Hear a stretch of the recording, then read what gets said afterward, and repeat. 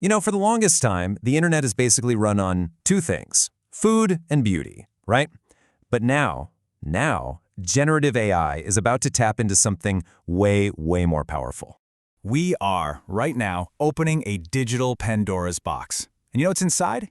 It's this counterfeit paradise, a playground for our senses, built from the ground up using our own very calculated desires. So what happens when our feelings, our emotions, become the next big thing for AI to figure out? Well, let's dive in and find out. Okay, so for years, the internet's gotten pretty good at knowing our simple wants.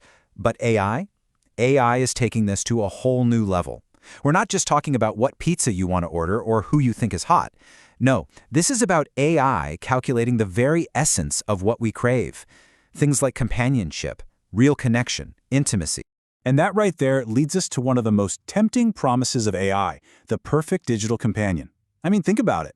In a world where so many people are feeling lonely, AI steps in with what looks like the perfect answer, a relationship that's literally made just for you. That stuff you saw in sci-fi movies like Her, yeah, that's not science fiction anymore. It's becoming our reality fast. So take a look at this. It really breaks down the appeal, doesn't it? On one hand, you've got real relationships. They can be messy, they're complicated, you got to compromise. And then you've got the AI relationship. It's perfectly customized to you, it's always agreeable, and it's there for you 24/7. It's what you might call a frictionless connection, one that's designed to just get rid of all the hard stuff about dealing with another person. And this is the big question, isn't it? A perfect AI buddy might sound like the ultimate cure for loneliness. But what's the catch? What's the cost? Are we running the risk of letting our real-world social skills just waste away? Could this actually end up making problems like isolation even worse for all of us? All right, so let's shift gears a bit. Let's look at how this idea of a personal connection blows up into a huge commercial industry. Because the business of simulated desire, it's not just about finding a friend. It's about creating a perfect, totally conflict-free product, especially for the world of adult entertainment. And from a business standpoint, my gosh, this is the absolute dream scenario. Just imagine it. Creators who are always young, always perfect. They can cater to any preference you can think of instantly. But here's the kicker. No labor disputes, no harassment scandals, and a single AI can have a personal one-on-one conversation with thousands of people at the same time. From a pure business angle, it's flawless. A perfect model, for sure. But this is where the story takes a really sharp, dark turn. All this incredible power to create, to simulate, to fulfill any desire. What happens when that power falls into the wrong hands? What happens when it's used not to build a business, but to actually hurt people? And here we are, at the dark side of that perfect business model. Every new technology casts a shadow, and for this one, it's a big one. It's like having Aladdin's lamp, but the genie is out of control, granting not just our wishes, but our most malicious ones. And it does it through something called deepfake technology.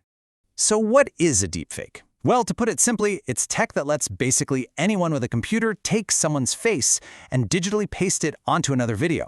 And very often, that's a pornographic video. The result is a completely fake piece of content that looks terrifyingly, disturbingly real. And the fallout from this? It's absolutely devastating. We have to be clear, this isn't some harmless prank. This is digital sexual violence, full stop. The whole idea of consent just gets thrown out the window when your image can be stolen and used without you even knowing about it. And here's the scary part, anyone can be a target. Celebrities, influencers, your neighbor, even you. You can become a victim, trapped in someone else's digital fantasy that you never, ever agreed to. And a lot of the time, there's nothing you can do to fight back. This all leads to some really troubling ethical questions, especially when you look at the big tech companies. I mean, when X's AI Grok started making these controversial images of celebrities, what was the response? It wasn't to get rid of the feature. Nope. The plan was reportedly to just move it behind a paywall. So that forces us to ask a really, really uncomfortable question. Is morality now a premium feature? Is ethics something you can just buy your way out of? So when you boil it all down, we come to the final and maybe the most important point of this whole discussion. The technology itself, as mind-blowing as it is, isn't the real story. The real story is what its use tells us about ourselves. If there's one thing to take away, it's this. AI, at its core, is just a tool. It's neutral, but it's also a powerful mirror. And when we look into it, we see a reflection of ourselves, our deepest needs, our biggest vulnerabilities, and yeah, sometimes our darkest, most disturbing impulses, all amplified and staring right back at us. So, that leaves us with a huge challenge. A challenge for every single one of us.